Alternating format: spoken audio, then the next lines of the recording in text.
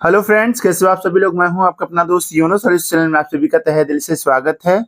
आज हम इस वीडियो के माध्यम से कुछ ऐसे सवाल पढ़ेंगे जैसा कि आप यहां पर देख पा रहे होंगे कि किसी वस्तु को 19 रुपया 50 पैसे में बेचने पर 30% का क्या प्राप्त होता है? लाभ प्राप्त होता है।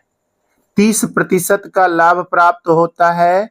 इस वस्तु को कितने में बेचे कि 30 के जो बजाय है वो 40% का लाभ मिले। तो 19 रुपया 50 पैसे में जो ये वस्तु बेचा जा रहा है, इसको कितने में बेचा जाए कि जो है ये इस पर 40% का लाभ मिले। ठीक है, तो इस तरह के सवाल को कैसे लगाएंगे, तो चलिए इसके मेन थियरी को समझ लेते हैं, फिर उसके बाद इस सवाल को बहुत आसानी से हम लगा पाएंगे। वैसे भी आप सभी को पता होना चाहिए कि 19 रुपया 50 पैसा इसका सेलिंग प्राइस है। हालांकि ये जो है फिर से जो पूछ रहा है ये भी हमारा सेलिंग प्राइस ही पूछ रहा है। और कितने प्रतिशत का लाभ होता है भाई इस अमाउंट पर? 30% का लाभ होता है। हमें कितना प्रतिशत लाभ चाहिए? हमें 40% लाभ चाहिए। ठीक है ना। तो जब भी इस तरह का आपको सवाल मिलेगा उसको किस तरह से लगाएंगे, इसका आप जो है ऐसे सीखेंगे तो बहुत आसानी से आप इस सवाल को लगा पाएंगे। वैसे 2-3 सवाल मैं लेकर आया हूं, आप अच्छे से प्रैक्टिस करिए, इसको देखिए कि किस तरह से इसको सवाल को हमें लगाना है। अब यहाँ पर देखेंगे कि ये वस्तु जो है ना, आप सबसे पहले लिख लीजिए कि यहाँ पर जो भी हमारा एसपी निकालना है, ध्यान रहे कि ये जो एसपी निकालना है ये सेकेंड एसपी निकालना है, लेकिन फर्स्ट एसपी जो है हमारा दिया हुआ है, सेलिंग प्राइस जो है वो दिया हुआ है। अब इसमें क्या करना क्या है, हमें कितना प्राप्त करना है भाई? 40% का हमें लाभ चाहिए। तो भाई इसी सेलिंग प्राइस के बेस पर हम क्या करेंगे, यहाँ पर 40% का मतलब उसका 100% में 40% और बढ़ गया, तो इसका मतलब हो जाएगा 140%। ठीक है ना। तो मतलब ये हो गया कि ये वाला जो है हमारा 140% हो गया। और ये वाला अमाउंट क्या है भाई? ये वाला जो है 30% को हम क्या करेंगे, नीचे की तरफ रख लेंगे। कितना भाई? ये 30% है तो 100 में इसको जोड़ लीजिए तो कितना हो जाएगा? 130%। तो वही 130 जो है हुआ है वो 30 की वजह से 130 लिखना पड़ा, ये 40 होने की वजह से 140 लिखना पड़ा। और ये क्या है? ये SP2 है और ये SP1 है। ठीक है ना। यानी कि ये जो प्राइज है ये 19 रुपया 50 पैसा, इसी को बेस मानते हुए हम यहाँ पे लगाएंगे तो बहुत आसानी से इस तरह के सवाल को हम लगा पाएंगे। तो ऐसे सवाल के लिए चलिए हम इसको सॉल्व करते हैं। जैसे मान लेते हैं 19 रुपया 50 पैसे की बात करता है, तो ये जीरो लिखे या ना लिखे उससे कोई मतलब नहीं है। फिर यहाँ पर देखेंगे हम कि जो है कितना दिया हुआ है, ये दिया है हमारा 30%, हमें निकालना है 40 यानी कि 140, और बटा में क्या कर लेंगे, 130 कर लेंगे। यहाँ पर देखेंगे ये जीरो से इस जीरो को खत्म कर दीजिए। अब बचा है 13, तो 13 में इसका गुणा कर ले, 13 से इसको भाग दे दीजिए तो 13 एक कम 13 हो जाएगा।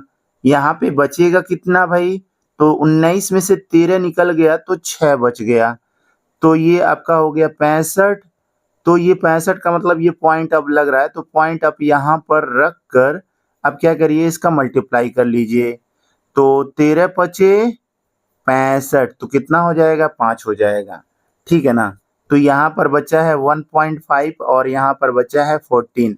तो क्या कर लेते हैं, यहाँ पर 1.5 का 14 में मल्टीप्लाई कर लेंगे, गुणा कर लेंगे। तो 5 चौको 20 को सुन्ना, कैरी कितना मिल गया? 2, 4 एक कम 4 और 2 6। ठीक है ना।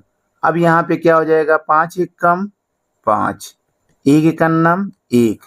तो अब यहाँ पर देखेंगे ये जीरो हो गया, 6 5 11 को 1 और 1 और 1 कितना हो गया, 2 हो गया। एक अंक पे दशमलव लगा लीजिए तो बताइए कितना आ गया, 21 रुपया आया कि नहीं आया। तो बताइए इनमें से कौन सा ऑप्शन राइट होगा, 20 रुपया, 21 रुपया, 22 रुपया या 25 रुपया। तो हमारा बी वाला ऑप्शन राइट है। ठीक है ना। इस तरह के सवाल को आप ऐसे ही लगाइएगा। चलिए, पहले सवाल में थोड़ा सा ज्यादा टाइम लगा, लेकिन अगले सवाल में इतना टाइम नहीं लगेगा। ठीक है ना। अब यहाँ पर देखेंगे जो दूसरा सवाल है, सेम टू सेम उसी कंडीशन के बेस पर ही हम यहाँ पर सवाल लेकर आए हैं, ताकि जो है इस बेस के हिसाब से इसको लगाएंगे तो आपका प्रैक्टिस हो जाएगा कि किस तरह से ये क्वेश्चंस को सॉल्व करना है। अब यहाँ पर देखेंगे, आप ध्यान से देखें, 480 रुपया है तो 480 रुपया रख लीजिए। फिर कितना कह रहा है, 20% की हानि हो रही है। कितने की हानि हो रही है, 20% की हानि होती है। इसे कितने में बेचें कि जो है 30% का लाभ मिले।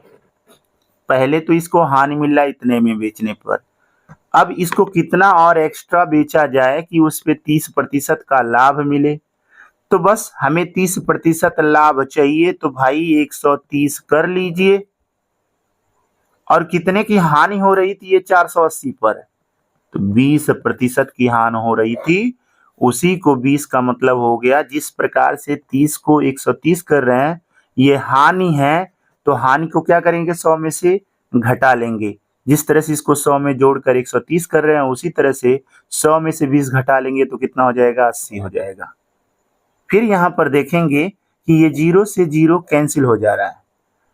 8 एक कम 8, 8 6 का 48 होता है। ये 0 बचा है, 0 बढ़ा लीजिए। तो अब आप देख पा रहे होंगे कि यहाँ पर 60 गुणे 13 है, तो 13 एक कम 13, 13 दूना 26, 13 39, 13 चौको 52, 13 पचे 65, 13 छक 78, 70 8 78। फिर एक 0 और बढ़ा लीजिए। तो बताइए 780 रुपया कहाँ लिखा हुआ है, कौन सा ऑप्शन है। तो ऑप्शन हमारा डी वाला ऑप्शन राइट है। बहुत आसानी से देख पा रहे होंगे कि किस तरह से यहाँ पे सवाल को लगाया जा रहा है। ठीक है ना।